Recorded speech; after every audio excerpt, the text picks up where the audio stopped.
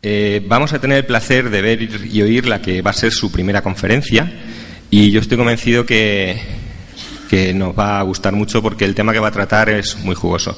Os dejo con Quiteria Méndez. Un aplauso, por favor. Bueno, buenos días. Me llamo Quiteria y voy a impartir una conferencia sobre las profecías que vienen para este año, para el 2012, que ya nos queda más bien poquito, según los mayas. Y quería agradecer a la organización que me hayan permitido estar aquí hoy siendo novata. Voy a intentar hacerlo lo mejor que pueda. Estamos viviendo un tiempo de aumento del nivel del mar, temperaturas extremas, glaciares que se derriten, terremotos, levantamiento de tierra, tsunamis, cambios climáticos, guerras, terrorismo, crisis económica, y ahí lo dejo ya. Si a todo esto le sumamos que el calendario maya se termina en el 2012, resulta casi inevitable que nos preguntemos si estamos viviendo el fin del mundo. A lo largo de la historia, la mayoría de las culturas han ido recopilando múltiples historias, tanto de su creación como de su fin.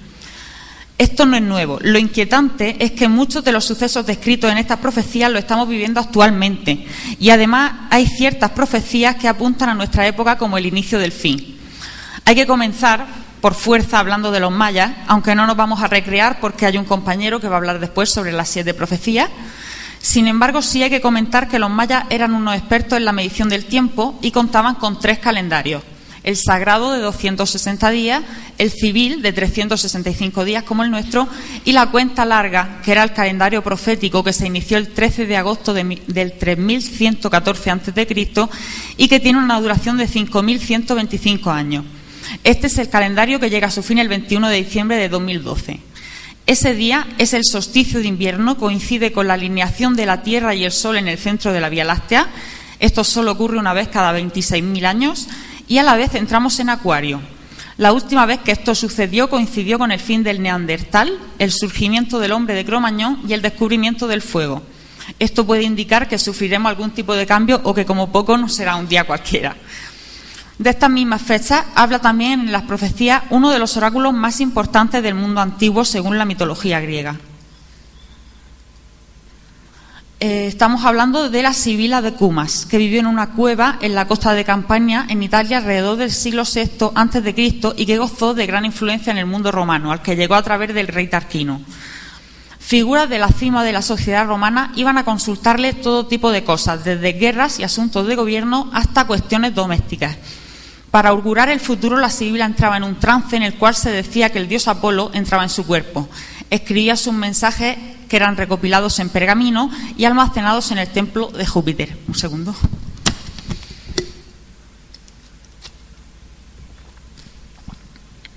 Sus escritos estaban considerados entre los libros religiosos más importantes de la antigua Roma y eran custodiados por sacerdotes. Los libros sibilinos se consultaban cuando había algún problema de Estado. En el 83 a.C. el fuego los destruyó y hubo que formar otra colección a base de oráculos de distintas fuentes latinas, griegas y occidentales.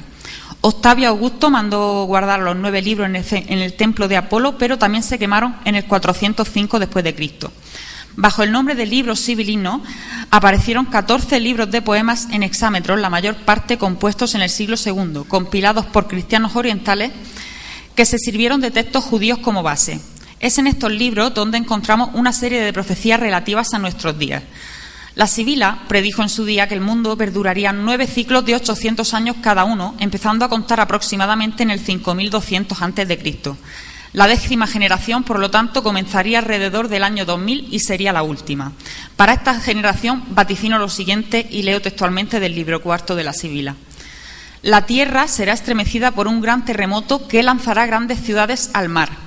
Habrá guerra, el fuego vendrá brillando desde los cielos y muchas ciudades arderán, a la vez que negras cenizas llenarán el gran cielo. Esto no pasaría de ser otra profecía apocalíptica si no fuese porque la Sibila predijo, entre otras cosas, la invasión de Italia por Aníbal 700 años antes de que ocurriera, el ascenso de Constantino 800 años antes y, sobre todo, el anuncio de una época dorada iniciada por el nacimiento de un niño en Oriente, cosa que los cristianos vieron como una profecía sobre la llegada de Jesús, por lo que fue venerada por ellos. Aquí la vemos pintada por Miguel Ángel en la Capilla Sixtina. Otra profecía que anuncia el fin del mundo para estos años y nos habla de grandes terremotos es la que cuenta la tribu de los indios Hopi. Bueno, aquí vemos la gruta por la que se entra. Estos son los indios Hopi. Son los aborígenes más antiguos de Estados Unidos, que llevan alrededor de 1000 años viviendo en la actual Arizona. Desde finales de los años 40, esta tribu ha intentado advertir al resto del mundo de que la Tierra ha sido creada y destruida 3 veces y que estamos a punto de ver la destrucción del cuarto mundo, lo que vendrá precedido por un periodo de problemas sociales, políticos, medioambientales y una climatología extrema. Esta tribu dice que hay 9 señales que señalan que el fin del mundo se acerca. De esas 8 ya se han cumplido. Algunas, por ejemplo, era la llegada del hombre blanco a tierras que no les pertenecen y el uso de armas de fuego. Un cielo cubierto de telarañas, lo que hoy se interpreta como el tendido eléctrico y telefónico. También describen serpientes de acero que surcan la tierra, lo que se interpreta como el ferrocarril, ríos de piedra que reflejan el sol, como las carreteras actuales, o que el mar comenzaría a volverse negro. La 9ª profecía, que es la que todavía no se ha cumplido, es la que dice que una esfera en el cielo caerá sobre la tierra y se verá como una estrella azul. Eso para ellos son los Kachina, o espíritus de los antepasados, y de todos los que ellos tienen en su mitología, este azul es el más temido. Vendrá acompañado de grandes terremotos en todo el planeta, aumento del nivel del mar y calentamiento del sol. Es curioso que este planeta azul también aparece citado en la Biblia Kolbrin, del 3600 años de antigüedad, en su primera parte, que es contemporánea del Antiguo Testamento. Advierte de un desastre de la mano de un astro azul llamado el Destructor, que no chocará contra la Tierra, pero pasará lo suficientemente cerca como para provocar un cataclismo. En este libro incluso se dice que ya ha pasado antes. Los sumerios nombran un astro parecido que puede destruir la Tierra, para ellos se llama Niribu, y para los babilonios, que también lo nombran, se llama Marduk. Volviendo a los Hopi, en 1959 una delegación de 6 líderes viajó a la sede de las Naciones Unidas en Nueva York, siguiendo antiguas instrucciones por las que deberían hablar con los gobernantes de la Tierra, que según sus antepasados se reunirían en una casa de mica, cuando la Tierra estuviera en peligro. Huelga decir que no le hicieron caso a la pobre gente. A quien sí que le hicieron caso, por lo menos en vida, fue a Edgar Cayce. A ver, aquí lo tenemos. Nació en Estados Unidos en 1877 y está considerado el vidente con más talento del siglo XX.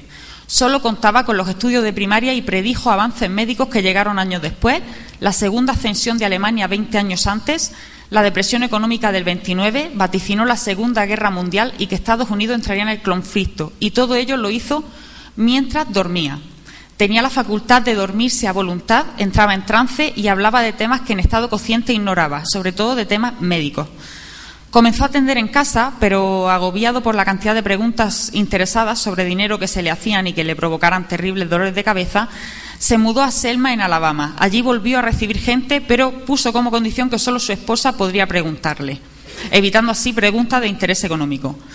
A partir de 1923 contrató una secretaria, Gladys Davis, que lo acompañaría permanentemente y escribió todas sus profecías, de las que se guardan unas 14.000. Tuvo también visiones históricas sobre lo acontecido en el pasado. Así, en 1936, 11 años antes del descubrimiento de los manuscritos del Mar Muerto, habló sobre una comunidad formada por hombres y mujeres que llevaban una vida casi monacal, los esenios, y sobre sus escritos. Situó el inicio de la cultura egipcia en el 10.500 a.C. y predijo el descubrimiento de un continente perdido en el Atlántico para 1968. Ese año casualmente se descubrió en las Bahamas la formación rocosa llamada Camino de Bimini, que hoy sabemos obra del hombre. Al igual que Nostradamus en su día, Edgar Cayce decía que el futuro también puede cambiar. Entre sus visiones para finales del siglo XX y principios del XXI destacan el hundimiento de Japón en el océano, terremotos en toda Sudamérica. Predijo que parte de la costa este de Nueva York o la misma ciudad de Nueva York desaparecería por inundaciones, aunque antes lo harían Carolina del Sur y Georgia, y predijo también erupciones volcánicas en el borde del Pacífico. Edgar Cayce murió en 1945, tal como había predicho, de un derrame cerebral. Hemos nombrado antes a los esenios y volvemos a retomarlos porque entre los manuscritos del Mar Muerto hay uno, el llamado Manuscrito de la Guerra, en el que se detalla una lucha entre el bien y el mal muy parecida a la que recoge el Apocalipsis, que es el único libro profético del Nuevo Testamento, y en el que, al igual que en el Apocalipsis, encontramos una lucha final entre el bien y el mal precedida por un aumento de desastres naturales. Terremotos, plagas, hambruna, maremotos. así como señales astronómicas que en ambos libros precede a la segunda venida de Cristo. Aunque para estas profecías no hay fecha, en el Apocalipsis se habla de que el primer paso para la venida del Anticristo, que predecirá a la Gran Guerra, será el retorno de Israel a su pueblo, cosa que ya ocurrió en 1948 con la declaración de independencia del Estado de Israel. Esta Gran Guerra, por cierto, tendría su inicio en Oriente Próximo. Hablando del Anticristo, debemos nombrar a Nostradamus, que aunque muy impreciso y oscuro en sus predicciones, vaticinó que llegarían al mundo 3 anticristos y coincide con el Apocalipsis en que el último reinará 27 años. De estos 3 anticristos, el primero, según él, se llamaba Napoleón Roy, que se ha identificado con Napoleón. Hitler sería el segundo, que se ha identificado como Hitler. Y Mabus, que es el tercero, que llegará, según Nostradamus, cuando las 2 grandes que se acercan al polo se hallen. Se ha interpretado como Estados Unidos y Rusia.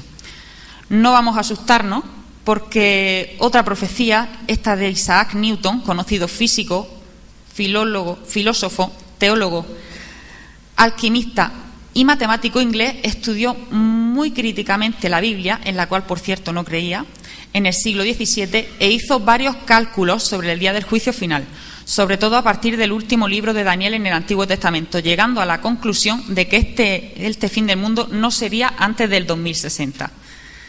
Yo no sé vosotros lo que opinaréis, yo tengo mi propia opinión, me gustaría saber la vuestra luego, pero yo creo que de aquí a 40, 50 o incluso 100 años miraremos atrás y diremos, tanto para bien como para mal, en ese día, el 21 de diciembre, empezó todo.